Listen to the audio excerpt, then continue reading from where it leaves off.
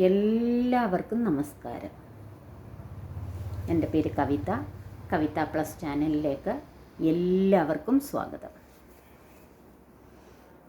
ഞാൻ എൻ്റെ ക്യാൻസർ അനുഭവങ്ങളാണല്ലോ പറഞ്ഞുകൊണ്ടിരുന്നത്.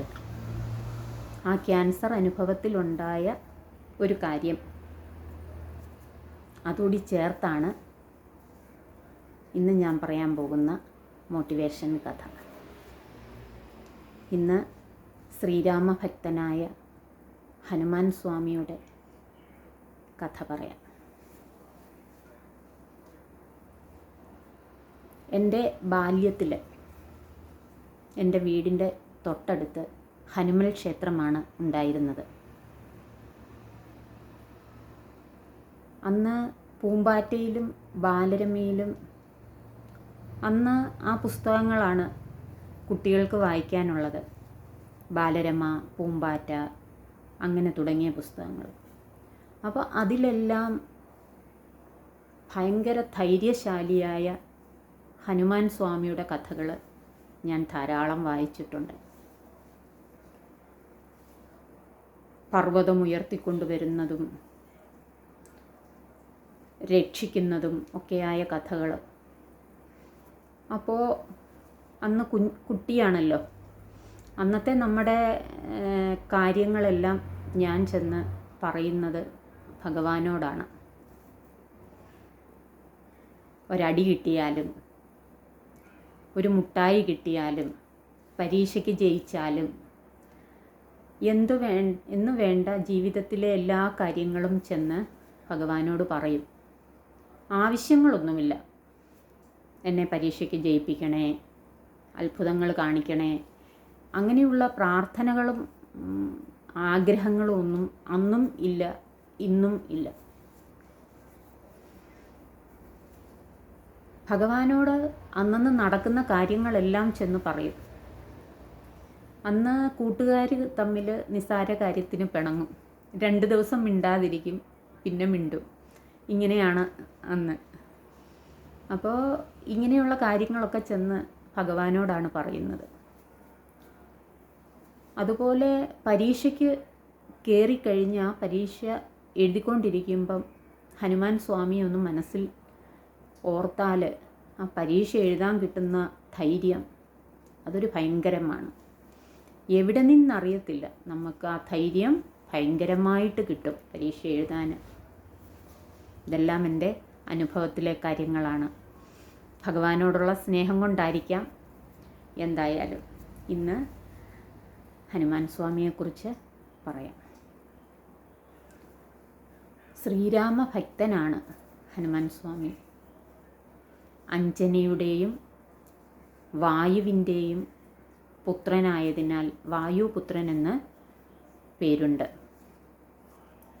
തീരെ കുഞ്ഞായിരിക്കുന്ന സമയത്ത് സൂര്യനെ കണ്ട് അതൊരു കഴിക്കുന്ന പഴം ആണെന്ന് കരുതി മുകളിലോട്ട് കുതിച്ചുയർന്ന് സൂര്യനെ പിടിക്കാനായിട്ട് ചെന്നപ്പോൾ ഇന്ദ്രൻ വജ്രായുധം കൊണ്ട് ചുണ്ടിൽ ക്ഷതമേൽപ്പിക്കുകയും അതിനാൽ ഹനുമാൻ എന്ന പേര് വന്നു. കിഷ്കിന്ധയിൽ സുഗ്രീവനോടൊത്ത് താമസിക്കുന്ന സമയത്ത് ശ്രീരാമൻ സീതയെ അന്വേഷിച്ച് കാട്ടിലൂടെ നടക്കുന്ന സമയത്താണ് ഹനുമാനെ കാണുന്നത്. അവർ തമ്മിൽ ആദ്യം കാണുന്നത്. ഹനുമാൻ സ്വാമിയുടെ മര്യാദയും വിനയവും ധൈര്യവും ഒക്കെ ശ്രീരാമനെ വല്ലാതെ ആകർഷിച്ചു. പിന്നീട് രാമരാവണ യുദ്ധം തുടങ്ങുന്നതിന് മുമ്പേ രാവണൻ സീതയെ കട്ടുകൊണ്ടുപോകുന്നു. അപ്പോൾ കടൽ കടന്ന് ലങ്കയിലെത്തി അശോകവനികയിലിരിക്കുന്ന സീതയെ കാണുകയും അടയാളമോതിരം കൈമാറുകയും തിരിച്ച് സീതാദേവി കൊടുത്ത സന്ദേശം ശ്രീരാമനെ അറിയിക്കുകയും ചെയ്തു. ഭഗവാന്റെ ധൈര്യം. ലങ്കയിലെത്തിയ ഹനുമാനെ രാവണൻ വാലിന് തീ കൊളുത്തുന്നു. ആ തീ കൊണ്ട് ലങ്ക മുഴുവൻ ദഹിപ്പിക്കുന്നു. ലങ്കാദഹനം.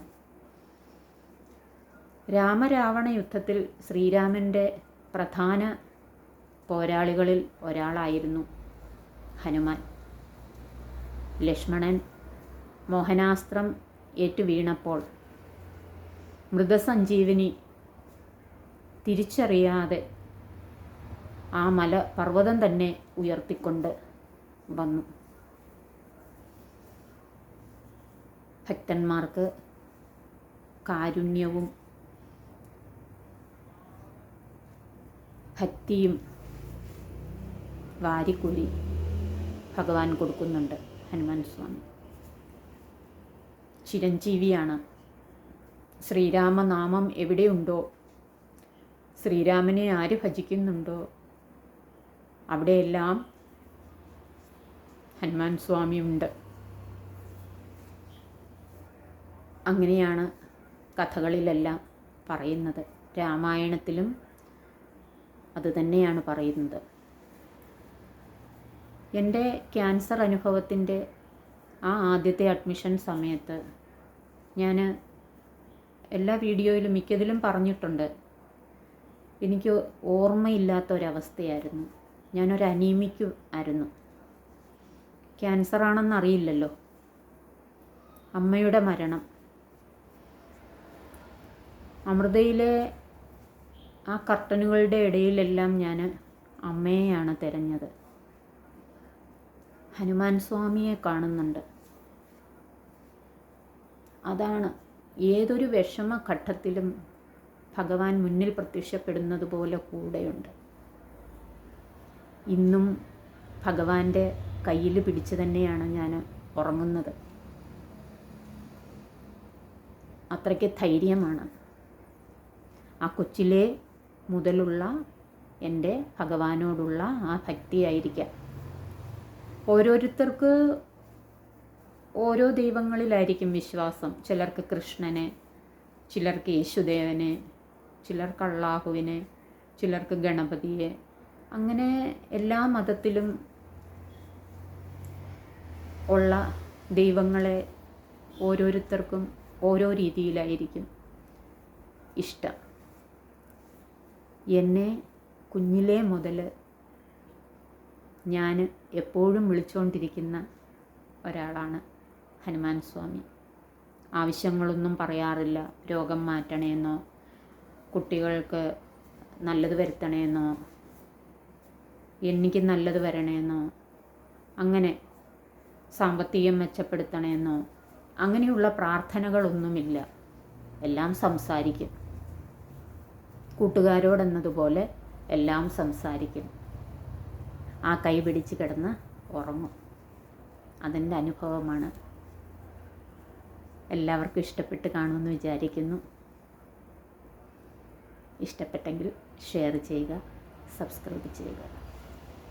നമസ്കാരം.